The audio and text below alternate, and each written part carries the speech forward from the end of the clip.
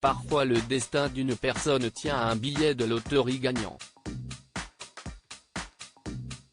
Si est exactement le cas de Margaret Lougray, une Britannique de 56 ans qui a eu la chance, et peut-être le malheur dans son cas, d'empocher plus de 30 millions d'euros en participant à la fameuse cagnotte de l'euro-million.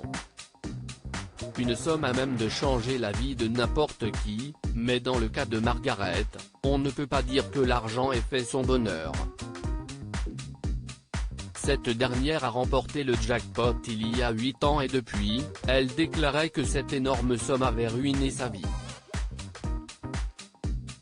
Jeudi 2 septembre, la police de Strabane en Irlande du Nord a retrouvé le corps sans vie de Margaret dans sa maison. Pour l'heure, sa mort n'est pas considérée comme suspecte de la part des autorités.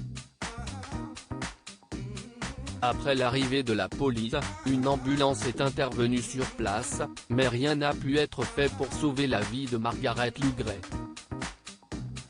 Un de ses voisins a déclaré au Mail Online que la ville était sous le choc de cette tragédie inattendue. Margaret était très connue et elle faisait beaucoup de choses charitables pour la ville. Les gens sont choqués, déclare-t-il. Si est en novembre 2013 que la vie de Margaret Lougray a basculé après sa victoire à l'euro-million alors qu'elle vivait à l'époque avec seulement 70 € par semaine. Elle fut surnommée par la suite Maggie Million et elle décida d'investir dans l'immobilier avec une résidence, un bar et un centre de loisirs.